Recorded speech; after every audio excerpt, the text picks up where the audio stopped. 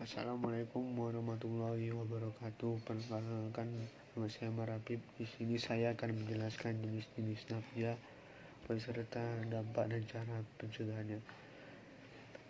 Nafja sama artinya dengan narkoba. Yang membedakannya ialah nafja sering digunakan dalam bidang kedokteran, sedangkan narkoba lebih sering digunakan dalam aparat penegak hukum.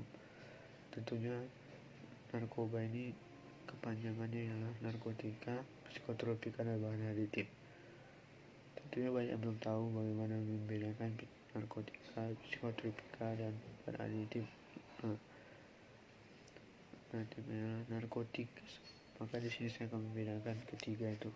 Pertama, narkotika ialah senyawa alami semi sintetik yang dapat menghilangkan rasa nyeri, menurunkan kesadaran, dan menyebabkan ketergantungan. Contohnya adalah kokain. Kedua ialah psikotropika, ialah senyawa alami maupun sintetis yang bersifat psikoaktif yang mempengaruhi saraf pusat dan menyebabkan perubahan perilaku. Contohnya adalah sabu-sabu.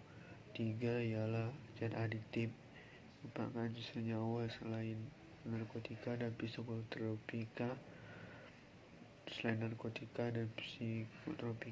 yang menyebabkan kecanduan, yang bisa dengan kecanduan, dan contohnya ialah alkohol.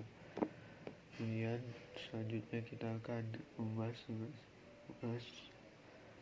dampak penyalahgunaan. Sekarang kita akan membahas dengan efek yang ditimbulkan oleh pengguna nafja.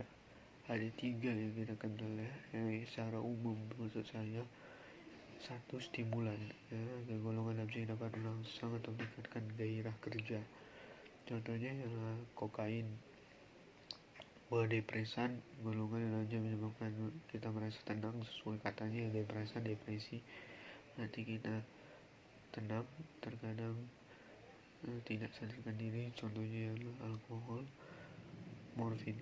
Ketiga, halusinogen, sesuai dengan katanya halusinogen, halusinasi, cuma kita berkhayal berlebihan.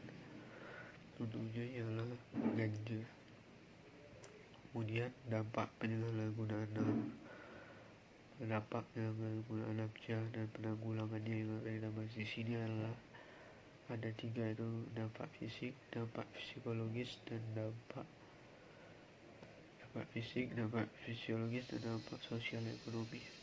Tentu kita tahu dampak fisiknya adalah menyebabkan kita obesitas, kehilangan kesadaran diri, gangguan tidur, gangguan kerja tubuh, perubahan kemampuan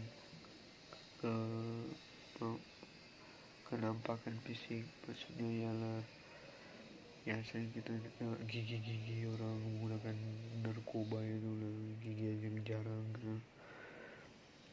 Yang kedua ialah dampak psikologis yang mungkin akan mempengaruhi pola pikir kita, penurunan fungsi otak itu sangat berbahaya ya, dan ketergantungan psikologis.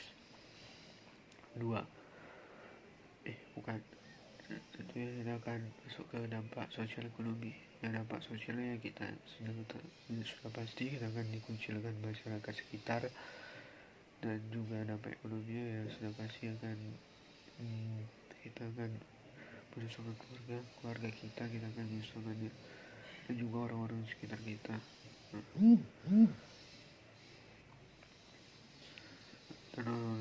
kita. Penanggulangan nafja ini yang akan kita bahas. Penanggulangan nafja itu dalam medis ada 3 tahapan ya. Terapi medis pertama ya, kita mungkin jarang mendengarnya, tapi ini salah satu cara menanggulangi atau penanggulangan nafja. Dua, ada terapi non medis dan bina lanjut. Dan kemudian kita membahas mengenai pencegahan nafja. Kita membahas mengenai pencegahan nafja. Nafja dapat dicegah oleh suatu negara dengan kita bersama-sama harus kompak untuk mengatasi nafja ini. Nafja adalah bencana negara. Tidak ada satu aparat yang harus bekerja sendirian, melainkan kita bersama-sama harus menyelesaikannya. Sekian dari saya, Ahmad Rafif. Assalamualaikum warahmatullahi wabarakatuh.